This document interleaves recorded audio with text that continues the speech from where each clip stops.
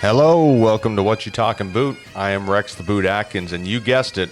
Today, we have Robbie McAllister, the Highlander, former WWE superstar, and my good friend.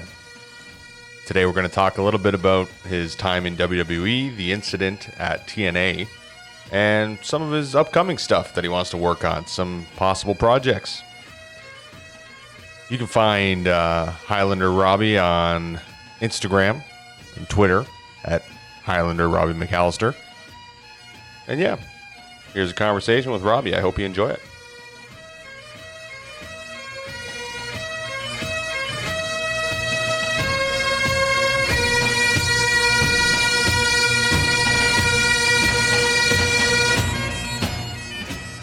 I'm fabulous. I'm Robbie. There it is. It's kind of like a bushwhacker Loki's out there going, I'm Robbie. Oh, I'm Luke. But it doesn't matter. I said before we started, I didn't know what version we were getting. If it was going to be Robbie McAllister with an accent, or if it was going to be Derek, the man behind Robbie. It's whatever you'd like out there. It doesn't matter. But hold on, let me have a sip. Maybe we'll figure that out in 1 second. I better move to the other side of the video there. Over here. There you go. Anyways, thanks for having me. Here we are, right here now on whatever night this is, and we're going to talk some wrestling. We're going to talk some craziness. We're going to talk some guitar. We'll talk whatever you want. All right, Robbie, how you been, man? Absolutely fabulous. Yeah, I was talking before about you, and one thing, a little story I told, it was just quick, was when I was started wrestling, you got to WWE. That's when the Highlanders were in WWE. And it was like super inspirational for me because I was from Ontario. When I first started wrestling, I trained a little bit with an old school guy, Nick DiCarlo. But then he didn't want anything to do with wrestling. He went to like a Neo Spirit show and he said, fuck that Mickey Mouse bullshit. That's not wrestling. And he fucking shit on the business. And it was all these shit fucking shows, you know, garbage wrestling. And that's where I started. So when I tried to wrestle in Ontario, I got weeded out pretty fucking quick. They were like, this guy's the shits. And it was really hard for me to get work there. So I went away for a long time. All I did was work in the States. And then when you came back around, you gave me some good advice about changing my look, doing this, doing that. And then you started booking me on some shows that you had some pull in. And that was actually what got me back into Ontario. That's what started making people see that I was on shows and got me more work in Ontario.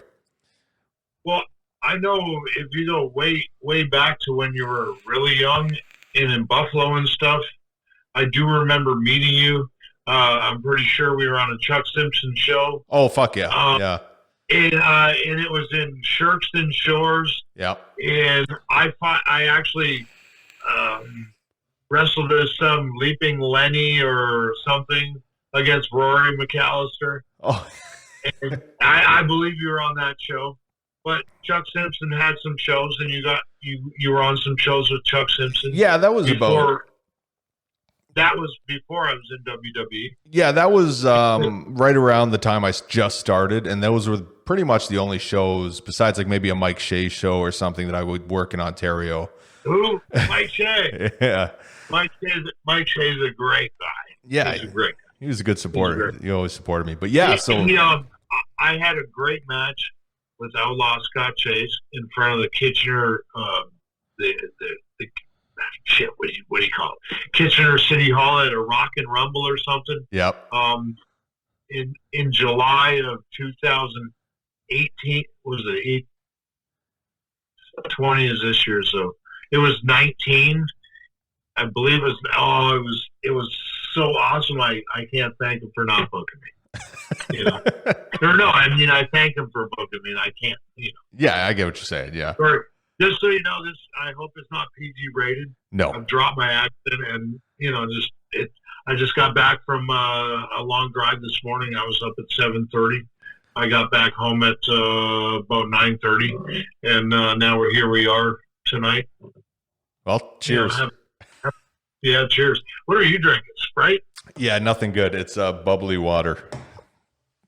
sparkling water. It's not as good as what you're drinking. Well, but yeah. So anyways, yeah. So you booking me, that definitely helped me a lot at that phase. Because at that point, I've been wrestling for a long time, but really getting nowhere. So that was really...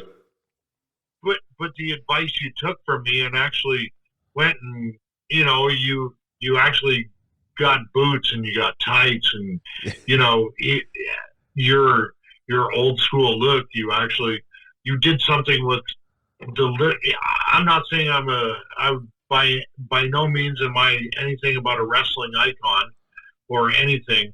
Someone who loved the business and did it. But you took the advice that I did, and everybody looked at you and went, holy shit, this guy looks like that. He looks like that guy that can almost win. But he's going to make everybody look great. Yeah, no. And that's no disrespect to, because the Highlanders were big jobbers in WWE in the end, you know, so it doesn't matter. There's a great job in wrestling and there's longevity for a great job. Yeah, for sure. You know what I mean? Yeah, definitely. Actually, you know what? I have a bone to pick with you about your advice too. Your advice fucked me over a little bit. And why? If you see this head of hair that I don't have? Well, that's not my fault. That all started because Robbie McAllister told me he had this great idea. He said, you know what you should do, man? You keep rocking the old school look. I like that you took my advice with the tights and with the look because you got an old school look. You said, dye the middle of your hair blonde. Bleach it. Dude, I did that. It never was the same again. It started falling out. Dude, it accelerated my male pattern baldness like crazy. Yeah, but if I remember correctly, okay, so I'm a little thin myself. Oh, hey, there's Bobby. Oh no, who's this? Bobby's here. Oh, we better put the glasses on so we can see. Bobby's here. Anyways, we lost Bobby. Anyways, so back to dyeing your hair. So I still got some hair. It's a little thin, but you know, I'm pretty sure you always wore a hat. And yeah, I when did. you wear a hat, they have this myth about the more you wear a hat, you lose your hair. So it might not have had nothing to do with the blonde dye. It started pretty aggressively when that happened. Either way, no, you know what? The blonde hair got me booked a lot, actually. Everyone said it. I remember this old school guy in Tennessee, Bo James. He told me I look like Sputnik Monroe. I don't know if you know who that guy is, but he was an old school worker with the same look. But it literally was the best look for an old school, like throwback kind of gimmick. Yeah. Yeah, it's fucking. Hey, you look great. You look great. Yeah, I had a good look there for a while. Before, like, I guess we were on that one show with Chuck Simpson, but before that, I didn't really know you. All I knew was that you were the guys that got signed. I remember I used to see you guys right before you got signed. I remember you're in a golf cart at like some Neo Spirit show in Niagara Falls, and we all seen. Oh, in a park. Yeah, I was in the park. Yeah. Yeah. Was I nice to you? No, nice to I didn't even talk to you that day. I just remember seeing you, and the guys I was with were like, "Who the fuck are those guys?" Because by then you guys were like getting the gimmick. Like you guys had the kilts, the beards were coming in. Like it was like, and right there, that was like the last time I seen you. And then you guys got snatched up like that. And I heard there were like, I don't know the story of you guys getting signed, but I heard there was like a crazy thing backstage that got you signed. So when this is what happened. We had been going for quite some time, going in every month and doing the job. Sometimes a couple weekends, like you would go to Raw and SmackDown and do the job for them, right? Or just you'd be there, you go wrestle in the ring, and hopefully that something's going to happen where that miraculously you're just going to get a job because but at the same time everything is networking. It's like it's not like giving business cards out, but you're schmoozing with Triple H and you're schmoozing with Sean and doing what you can to actually try to get in the right people's pockets to actually get in there. And Dr. Tom, me and Rory used to go out to Boston and work for a guy named Mike Sparta. Okay. And have you ever worked for Mike Sparta? No, I never worked for him. No. Well, so on one show, Ken Doan, Kenny Dykstra in WWE, he's beat Ric Flair and stuff like that. Right. I just remember, being out in Boston and, Mike Sparta, I don't know, he might have been doing some drugs or something, and the funny thing was he'd be like, he went up to Ken Doan, who was Ken Dykstra, and he's like, "Hey, Kenny, I'm sorry, the house is bad, but I can play, you can have some Skittles and hot dogs." Oh my God. And, so it's like, wrestling's in. But anyways, me and Rory, we would go out there and, we just looked like two guys in kilts, and we'd go in and we'd be in Providence. They were booking us all over. And one time we were in Rochester with Sin, Yeah. And then so we actually it came to a night, I think it was the time we were in Rochester, and me and Rory went up to John Laurinaitis or Johnny Ace or whatever they called him. Right. And I'm not a big fan of him. It doesn't matter. He's a blowhard, I've heard. Yeah.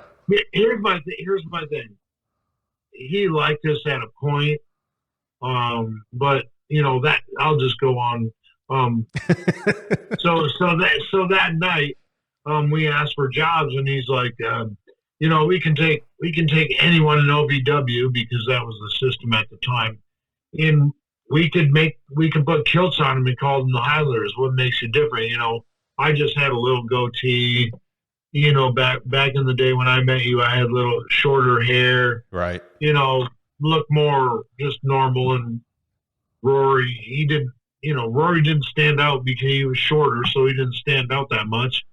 And that night, we kind of went down the wrong way of the highway and drove about 4 hours the wrong way, and thought about this the whole time. And we're like, we need to become Highlanders. How do we do that? And then all of a sudden, the next thing you know, within a week or two, we look like Highlanders. You put full force. We start growing beards. We get fur and start doing Indian shows looking like Highlanders and all, because Johnny A said he could take anybody and make them the Highlanders via OVW at that time. Yeah. And he pointed at me and he said, Derek or Robbie, he's 6'2". We could do something with him, but at the same time, I like to be with Rory and stuff.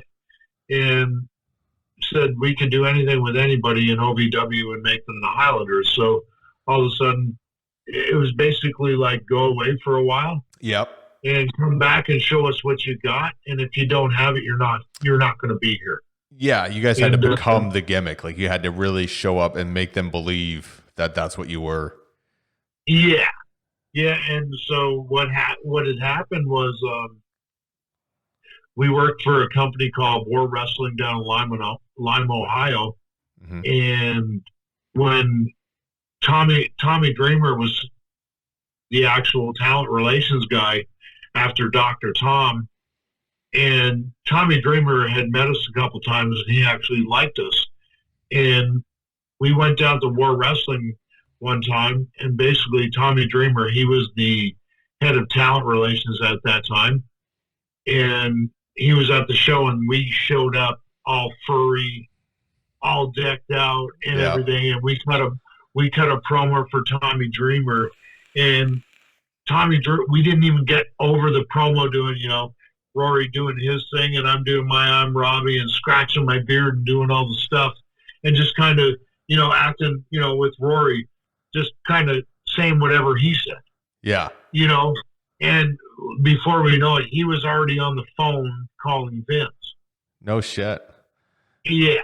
And he said, I don't know exactly what he said, But and then all of a sudden at that time there was rumors that all of a sudden TNA wanted to sign us, and but that never happened.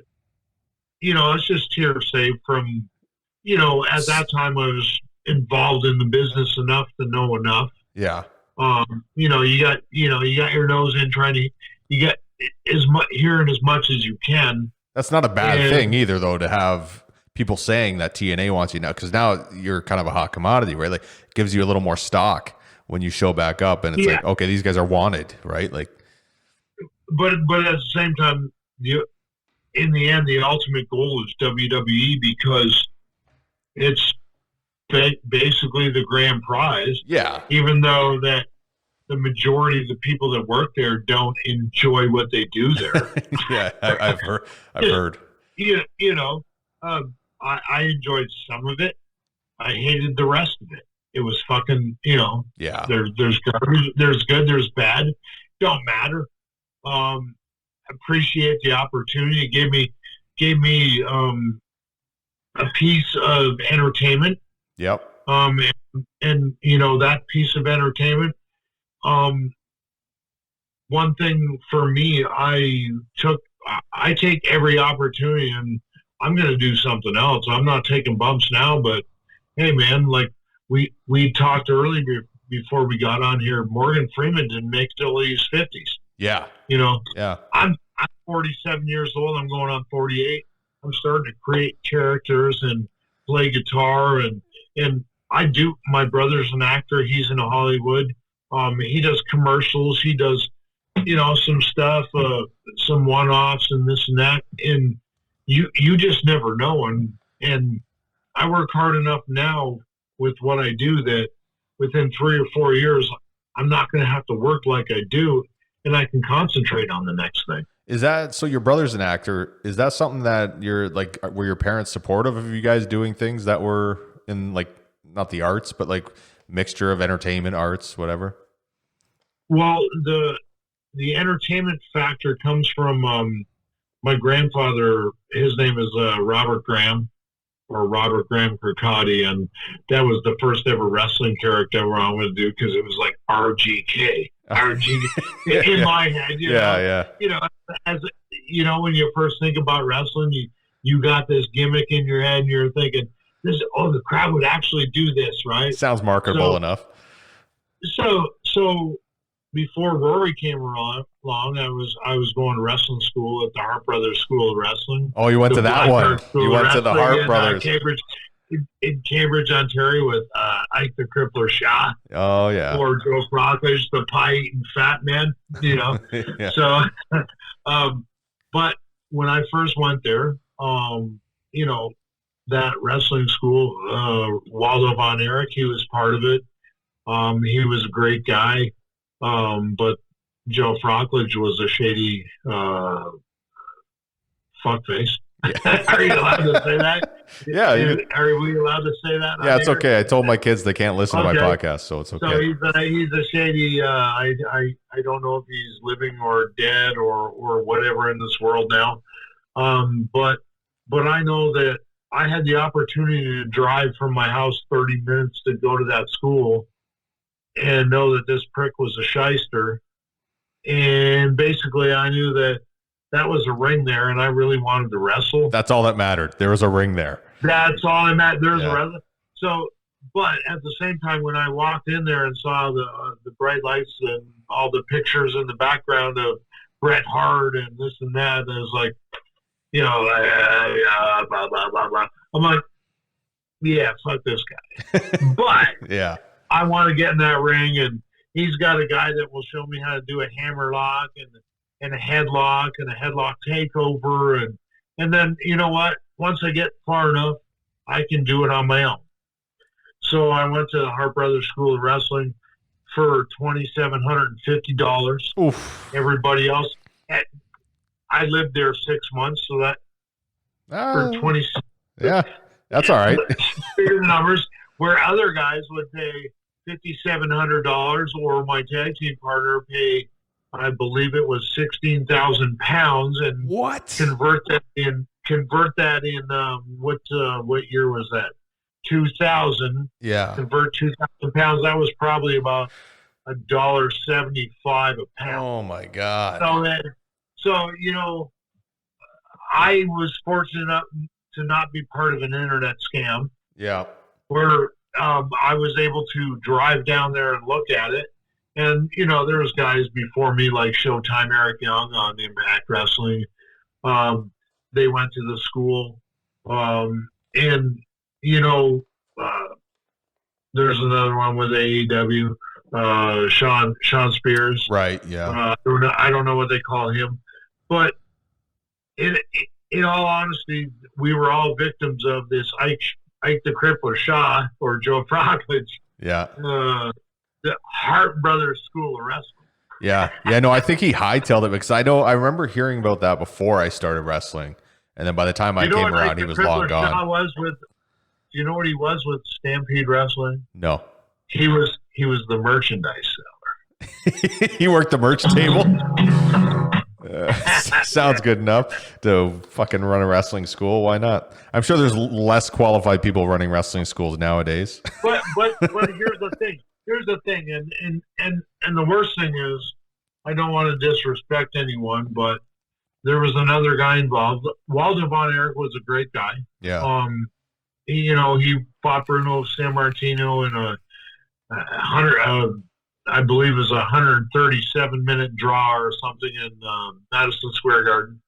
But there was also another guy besides Joe Prockledge I believe it was the very first Hart, Smith Hart, and God rest his soul. Yep. The very first time I met Smith, it was the time I went to the Hart Brothers School of Wrestling, and he was basically bent over in a garbage can picking up aluminum cans, and these are worth money. He was strange, that's for sure. And I'm like, wow, I don't really. This is pretty all shady to me. Yeah, yeah. Yeah, you know what's funny is at the time when Smith was always around like the Ontario Indies and stuff, I remember running into him all the time, and he would talk my fucking ear off. Like, not like he would start on one thing and be like, I drove down here and, we stopped at the 7-Eleven, went in there, they got the coffee. I don't really like the coffee, but and he just starts going off on all these different times. I was like, Smith, get to the fucking point. But now he's never around, and I kind of miss it. I kind of miss seeing him standing there, like just hanging out for no reason. He's there, just talking to the wrestlers. I just remember going the very first night I went to the Hart Brothers School of Wrestling. Back then I didn't have a beard or anything like that, but I was 6'1", which you can bill as 6'3". Yep. When you put 2 inches on your fucking boots. Yep. If you're built, I was at that time I was about 197. Never touched a steroid then.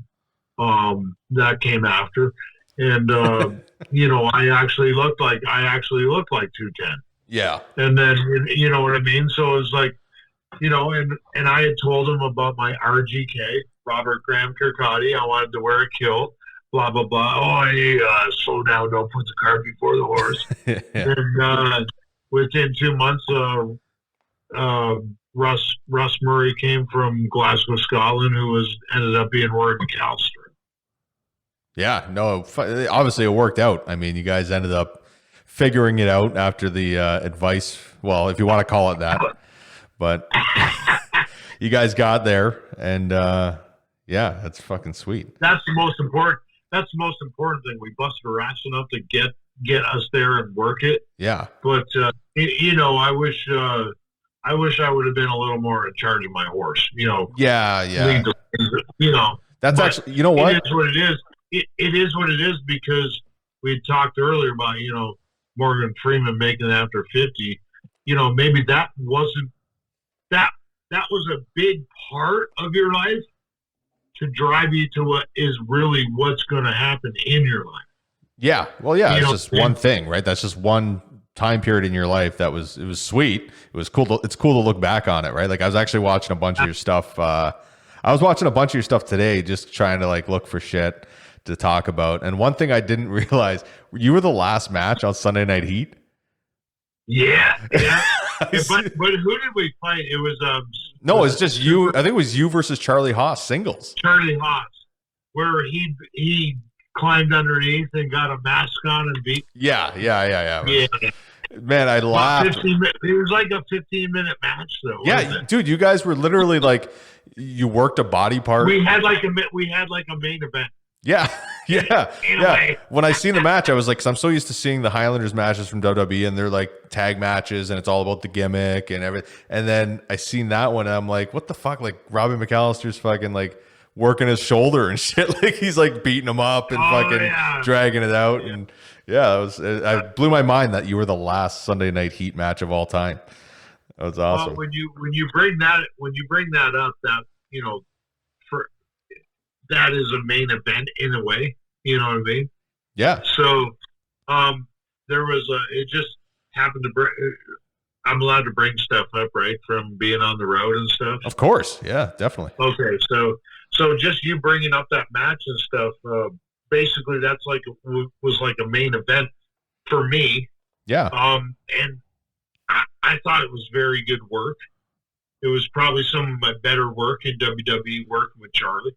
But at one time we were in a tour in South Africa, and there was a night where the one night we would work Dave Taylor and Paul Burchill. It was a Scottish versus the English. Yep.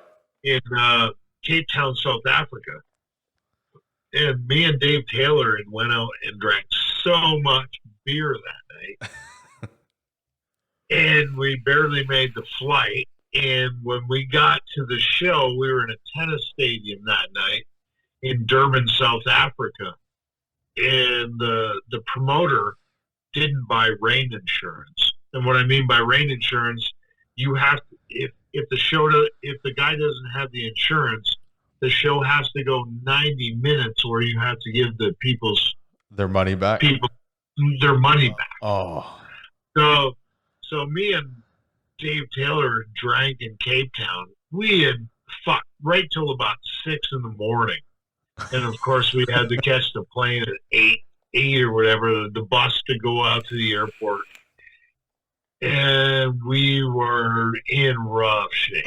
And we got to the show, and it looked like it was going to rain and this and that. And Ricky Steamboat, he comes up to us, it's going to be a rain tonight, and we think we're going to have to cut your match tonight. Me and Dave Taylor are like, oh. Thank God.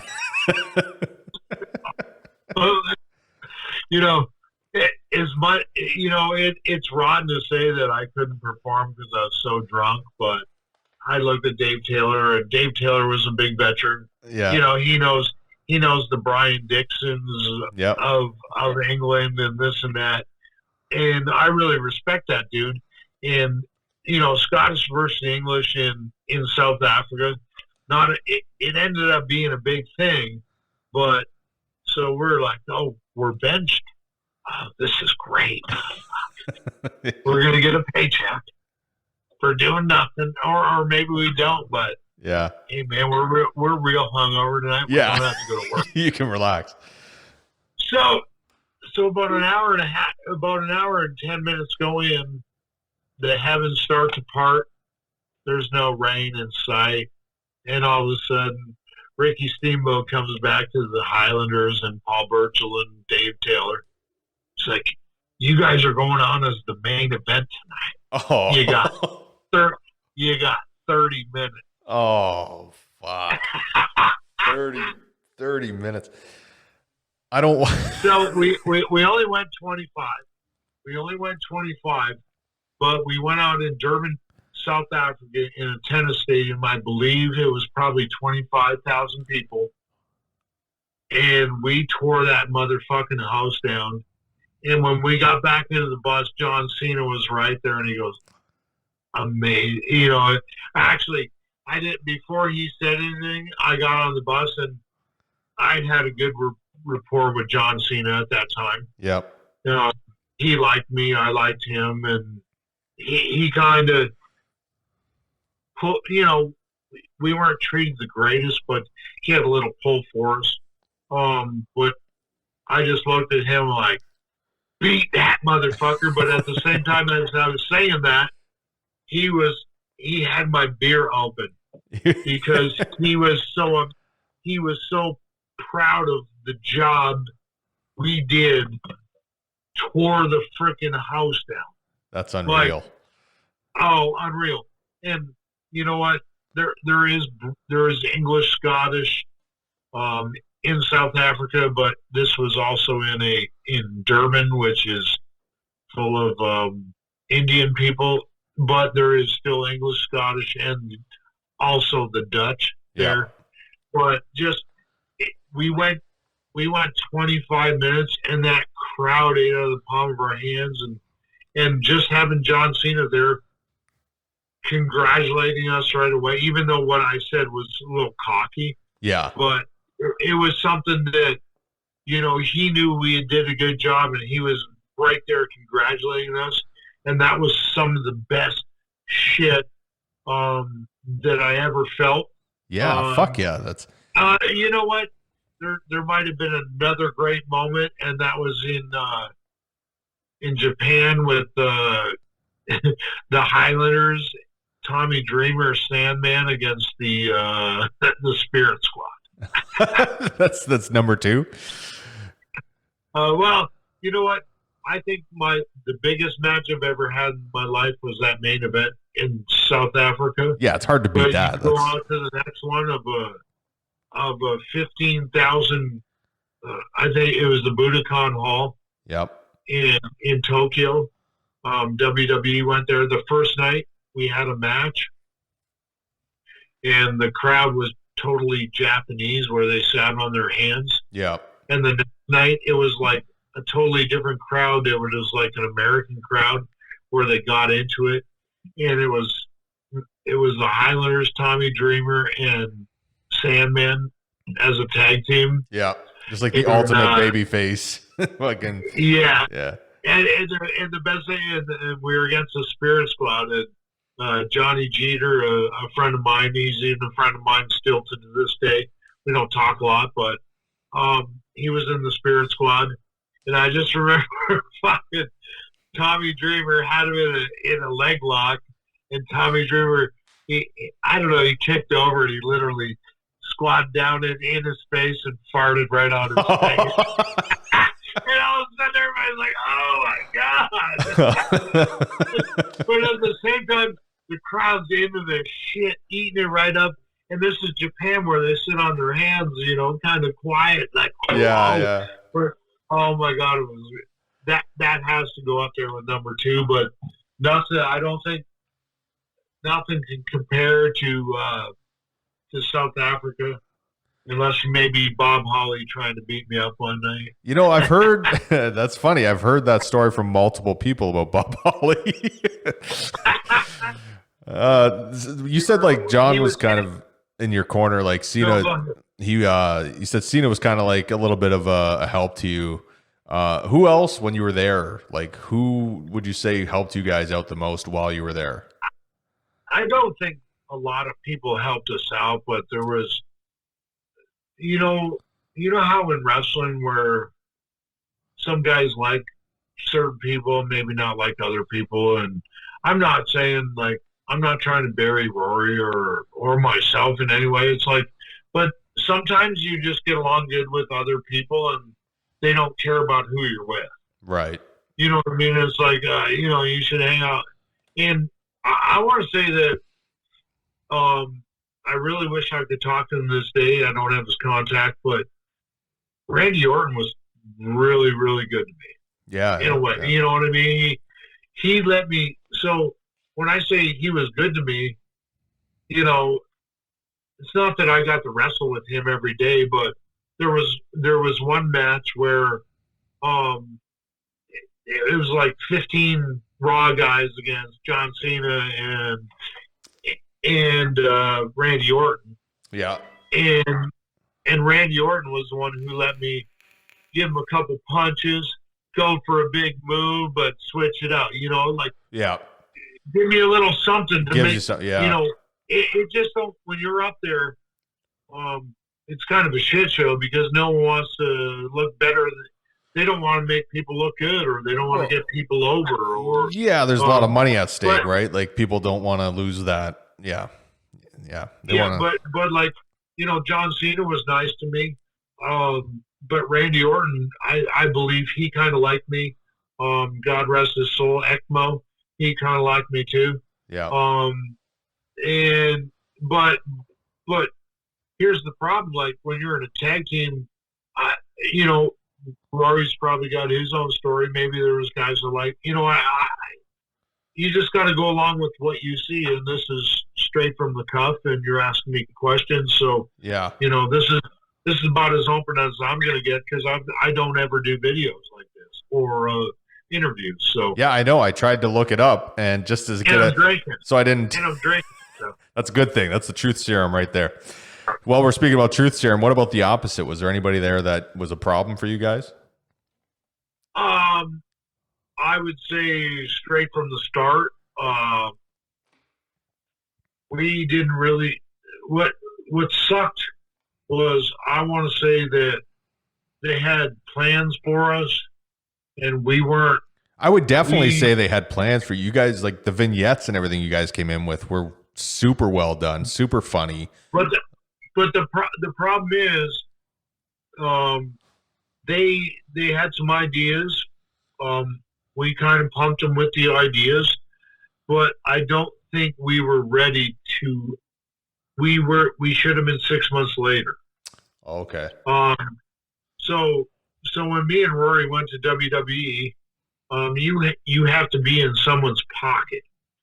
Okay. You know what I mean? You have to have an agent always on top of you, and I don't think that we did a good job getting in someone's pocket where Vince liked us.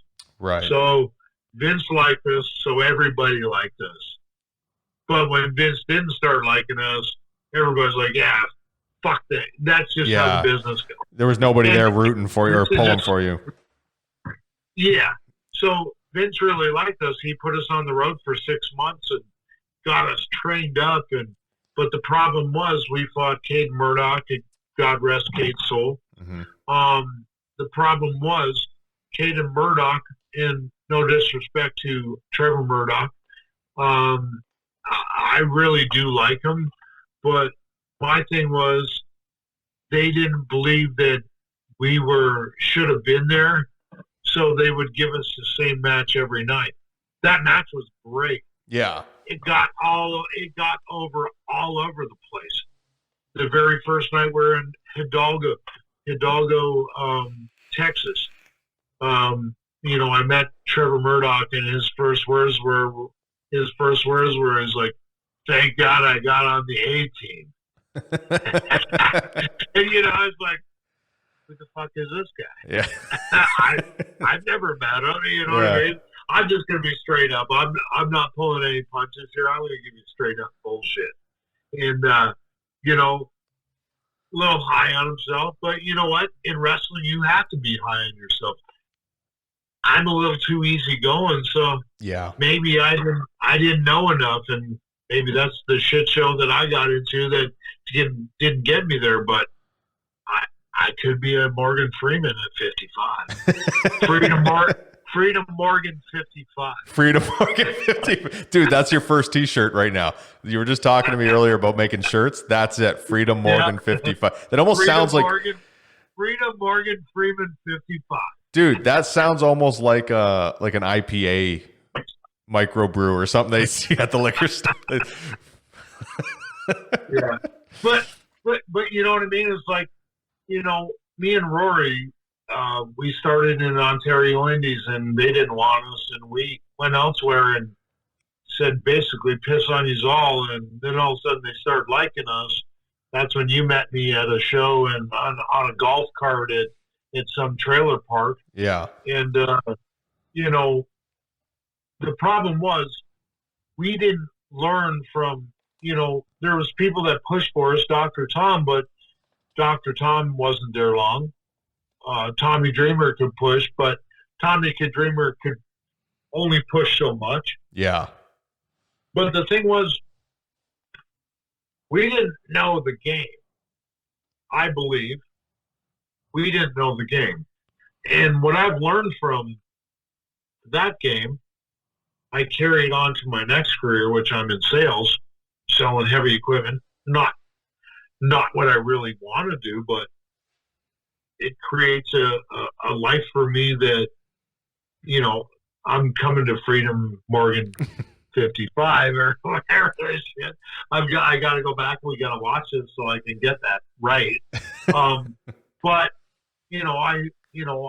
I don't owe a lot for my house. I'm going to remortgage, and I'm trying to get things down where when I'm 55, I can really do what I want. And then, so if I want to act and play my guitar and write, I've been writing tons of songs. It's like, well, shit, I just want to do whatever, but you know, I got to provide right now.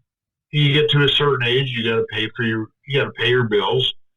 And I want to get to a spot that I want to be like Morgan Freeman and make it and not have to worry because, hey, maybe I got a girlfriend paying my mortgage. I don't know.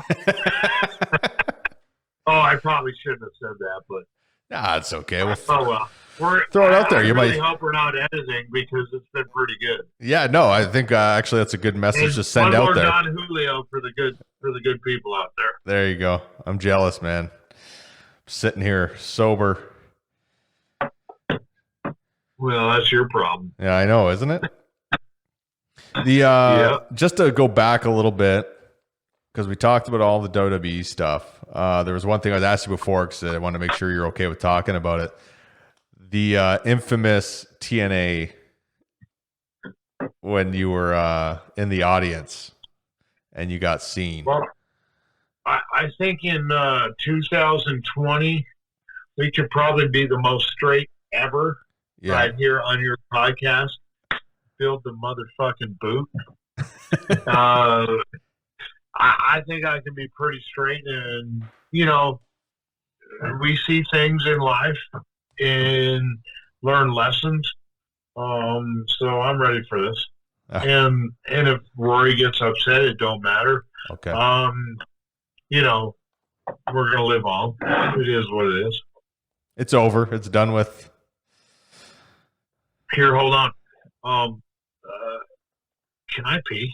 Yeah. You know what? Let's take a quick break. I gotta go grab another drink anyways. Yeah. Okay. So pee break's over. We were just getting into the incident at Universal Studios when you were seen in the audience at TNA. Yep. What's the deal there? Like, because was that what caused the for you guys to get released, or? In my personal opinion, I believe so that we're talking March, the end of March of what year now? I can't. Oh shit! I don't know. I'm you know, for me it is what it is, and it's part of history. But everything makes you a man. I can't remember 2008, I believe. Yep.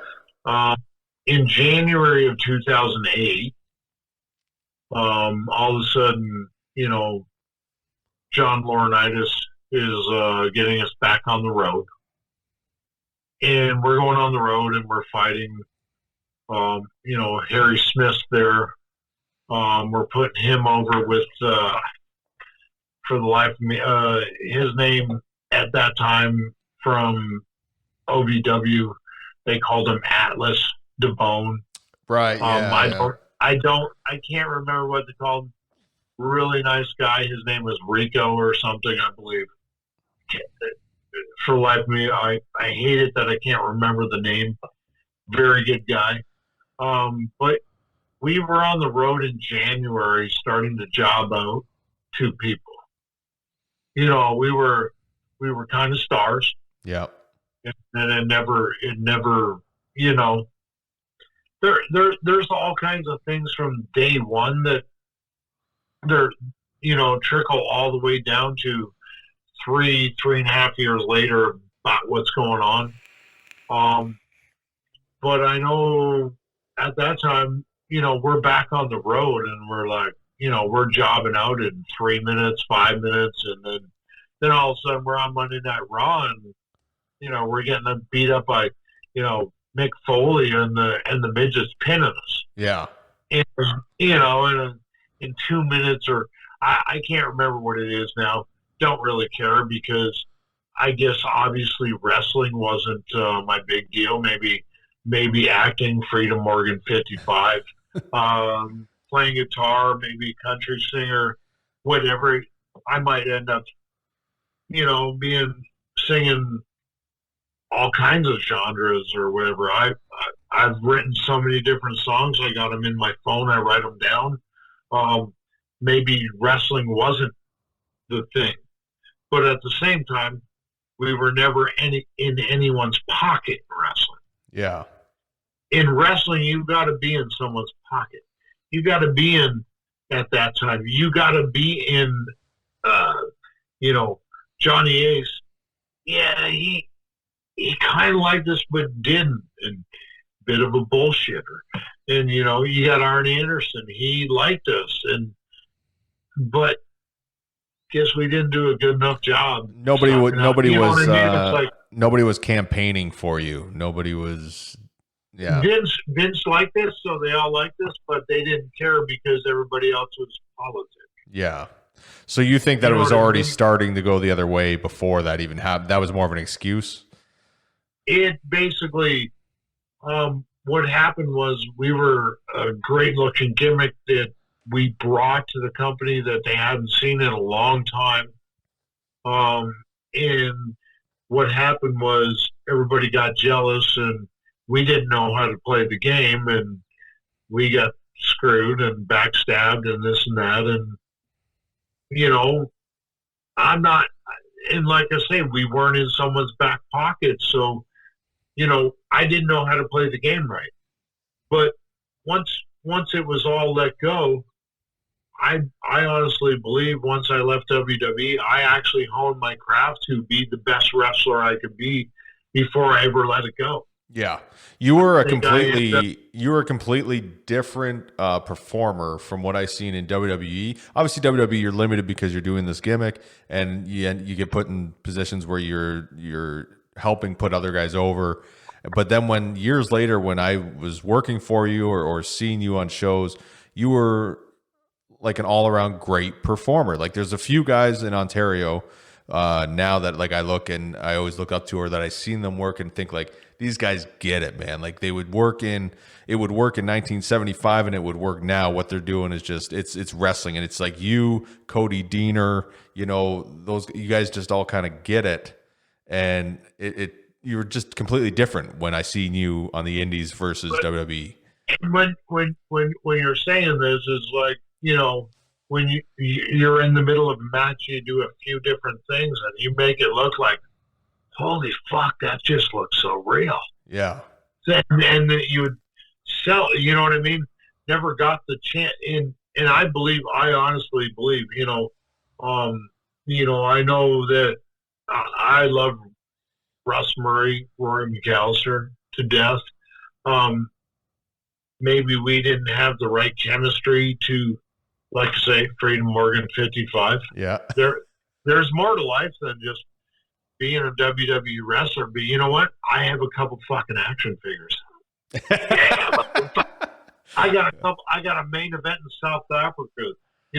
But it's like, when you're getting to be used up in wrestling, it's the age-old story. They throw you out there every week and beat the fuck out of you. Yeah. The guys before us, what were they called? They were like two pretty boys. Oh, not Ramello. What was it? I know the guys you're talking about because I remember they were showing up on all the shows too. One was from Boston. Yep. He worked for Buffalo. One new. Oh man, what the hell was his name? Yeah, they did like the one guy was like an Italian kind of fucking like pretty boy. Yeah. Shit, I can't remember their names, but they were on all the indies like in the late 2000s. I remember they got released and they were like everywhere. Yeah, yeah. So wrestling is if you don't have someone, pulling for you and teaching you and keeping you under their wing, like I honestly think Randy Orton kind of did with me, but I didn't understand. Yeah. And at the same time, I don't want to betray my tag team partner. Yeah, of course. But when I look back, it's like you look at sagas like Marty Jannetty and Shawn Michaels. You have to wonder kind of what if, right? Like you have to just, what? And I don't ever want to be that type of guy. You can't look back and think about all that stuff. It's about now. Yeah, and no, for sure. Yeah. Keep going forward. And it's like, if I don't think wrestling's part of my life anymore because I want to do acting and crazy guys like Bobby, the guy with the hair and the. Hey, Pete, how you doing? I'm kind of screwed up here tonight. I've been drinking tequila and beers and all kinds of stuff. But anyway, you know what I mean, dude. You gotta buy some of these microphones and start a podcast and do these characters on a regular basis, so that way people can see them more often and hear them more often. Get used to them and start fucking doing shit with that. Freedom Morgan 350. That's what it is. Yeah, you just need to make the content. Yeah. So I got a couple fan questions. Okay, I just limited it down. I got well, one of them I think you already kind of answered some of them. But okay, so Jay messaged, he wants to know who your favorite tag team is of all time. Is that Jay Moore? It could be. I don't know. My favorite tag team of all time, I would have to say the British Bulldogs. Right.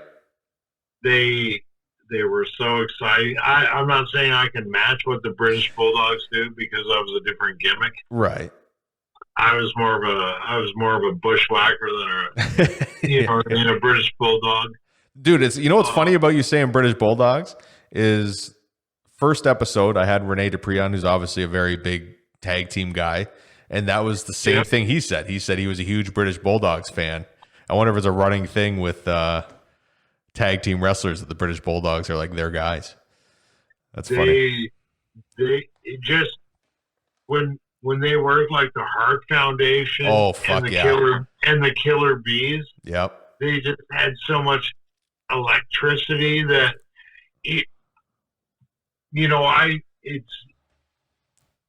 I like being a baby face, but it would, being Scottish, you can't be so technical like an English person. Yeah, no, you're probably going to be more of a wild man. But the British Bulldogs, and they made everybody look electrifying then. Yeah, they were fantastic. Dude, the way they would build tag matches in that era, there were so many great tag teams then in general, but the time they were given on TV is nuts. They'd have like 25-minute fucking match on TV. Well, you look at, so they wrestled with the Heart Foundation when Danny Davis was helping them. Yeah. Well, Danny Davis is actually the ref is actually an intricate part of the Highlanders, kind of going a little farther because we used to go out. We mentioned earlier Mike Sparta out in Boston. Danny Davis worked for him. And Danny Davis also was a friend with Chris Candido. And Chris Candido was a friend of Dr. Tom Pritchard's. And we wrestled with those guys. And, they kind of put us over to Dr. Tom. Yep. And he was a big help. But, of course, he got let go right away. And then Tommy Dreamer really helped us. I don't know where I got, but that might just be drunk. Okay. Okay. Yeah. Here's another one I'll give you. Rob messaged in. He said, if you were given more of an opportunity as a solo performer, if they would have given you a run as just straight up you with no tag, like totally ended the Highlanders completely, and you had control over your gimmick, what would you be doing? Like, what would your idea have been? I think if they let me talk a little bit from what I know for myself, I probably could have carried my own gimmick. Kind of dumb, but at the same time, a little bit dumb, and at the same, like, no, wait, hold on. You're going to be a prick to me like that? I'm going to screw you. You know what I mean? Yep. I think I would have been I tried to do that, right? Rory had an injury in a match, and that match happened to be with, give me 1 second. I want to say it was Fit Finley and Hornswoggle. Yep. I just watched that match. So that would have been when he tore his pec. Now, one thing about wrestling, I don't want to try to bury anyone, but he tore his back, and all of a sudden, that was when he tore his pec, we were already doing the jobs to Harry Smith. Yeah. Like we just talked to earlier. And so, you're kind of on your way out. I believe, you're being used up when you're being beat up in 2 minutes and 3 minutes, and right, you're on your way out. And so he had actually hurt his pec, and that's why I believe we were there till 6 months after WrestleMania. Oh, after I showed up at TNA. Right, because he was hurt, so they kept you guys on while he was recovering, and then and we, before that WrestleMania, they were already beating us up in 2 minutes, and it was time for us to go. Right. So in the end, I know where we're going in this whole interview is we got to get to the TNA incident where I showed up, and that's why we got fired, but in the end, we didn't get fired. So WrestleMania was the end of March. We didn't get fired till August. Right. Because Rory was injured.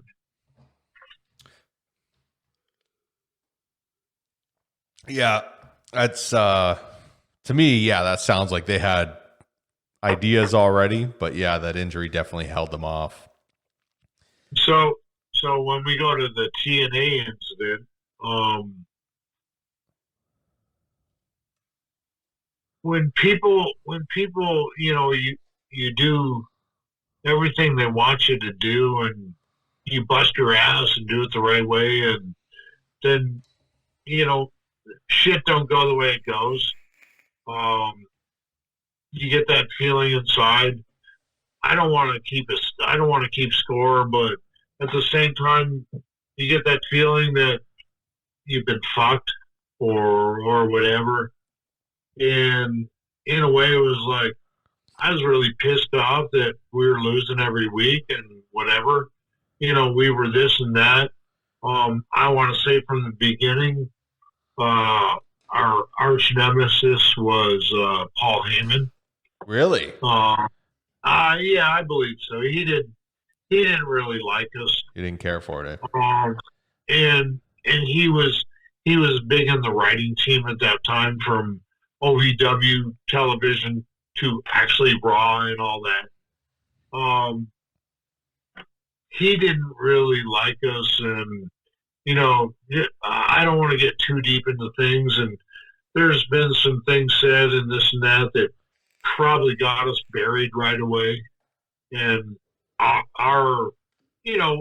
we had that bushwhacker-esque thing that they could keep us around, but we didn't do anything to capitalize on it. And we were starting to lose at the end. Rory gets injured. all of a sudden I have to try to, he's injured. I've already fucked up at TNA, and now I'm trying to suck up and say, hey, well, I could probably do something for you, but I already hung myself. Yeah, it's almost like a series of unfortunate events. Like it just one thing after another. But you know what? It's like when we've been talking all night, it's like maybe it's not a series of unfortunate events because maybe that wasn't what was meant for me. No, that's exactly that's kind of what I wanted to end on is what's next. Obviously, we've been talking all night about the characters, about acting. Like, do you have a set plan of what you want to do in the next 10 years? Well, I have the plan of so I'm a salesman for a company. I go out on the road. I've just been away for 9 weeks. Mm-hmm. I'm working on like $3 million worth of sales right now. If I close all that, January is a great month. Yeah. And I am going to remortgage my house at a great rate. And my plan is that I have myself set financially for the rest of my life, but there's going to be more to my life. And I want to do acting. I want to play my guitar. Some people say I'm pretty good. I need a lot of practice. You were playing a lot before we started, and it sounds good, man. Like you got more talent than I would have figured you had on a guitar. I've heard you do karaoke at bars, singing Johnny Cash, but yeah, like that. I was surprised. I do sing Johnny Cash, Folsom Prison. Of course, yeah, that was the go-to at the karaoke bar. Yeah, oh yeah. And I do a really good job, and I do some Kiss, I do all kinds of stuff, and I'm not bad, but everything is practice. And like I practiced in wrestling and did the best I could. You know what? Maybe I didn't get the shake I should have, or maybe me and Rory didn't. But like say, fuck it, it don't matter. I'm working hard. I have a plan. I want to be. Like I said earlier, I joked about Freedom Morgan 55. I really believe that I can have my house paid off by then. And I can do, I'll have a bunch of little things, like maybe selling T-shirts or whatever. Yeah. Hopefully have a little couple characters established that make me the money to live. And I don't have a mortgage anymore. And now I can try to be music or whatever. But I'm working on that now too. And you just never know if you just keep doing it. You never know if it's going to happen. Dude, what you need to do is literally, I'm not joking. I'm not just trying to put it over because I'm just getting into it, but you need to start either a YouTube show or a podcast or something. Use your name, Robbie McAllister. You're a former WWE guy, but it's not about wrestling. It's not about any of that. It's you, and you're doing your characters. You're doing your bits. You're singing your songs. You're doing all that stuff, and create the content. It's all about content nowadays online. And if you have consistent content, you already have a name. People know who you are. There's no reason you can't like create something new. You know what I mean? But what you need is someone driving you behind you to go, we need this content now. Yeah. That's a whole other. No, I'm serious. I have a YouTube or whatever, but I've never ever put anything on it. But everything's a production. I have all kinds of ideas in the head, but you need that one person behind you going, we need this now. Yeah. Let's film this bullshit, and I'll edit it and go, let's fucking put it together. Yeah. Excuse my language. No. But I'm just throwing that out there to you. Hey, I'm seriously, right? I'm 100% behind it. I think it's here's my thing. I have a busy life outside of being an entertainer. I really want to be an entertainer. I make money at selling heavy equipment. Yep. I do all right, and that's been part of my life since wrestling wasn't panning out. It's not that it wasn't panning out. This came along and it was a great opportunity. So it only brings me to the next thing. But sometimes you need someone to go, hey, we need this, this, this. But you have a whole bunch of people come in your life saying, hey, I can do this for you. I can do this for you. Yeah. When someone comes up and goes, bitch, if we don't do this now, you're missing out. Dude, I'm telling you right now. 10 years from now. Say, you can do this for me, but they dropped the ball. Dude, we're going to get content out, and I guarantee you within 5 or 10 years, we're going to be making commercials selling goddamn Morgan Freedom 55 IPA at all the LCBOs and all the look. You're going to be the guy. You're going to have Morgan Freedom 55 tequila, and it's going to be available. Let's just do the plug now. Available in liquor stores near you. Thank you so much, man, for doing this. I appreciate it. And yeah, cheers, brother. Thank you very much. Have a good night. You too, buddy.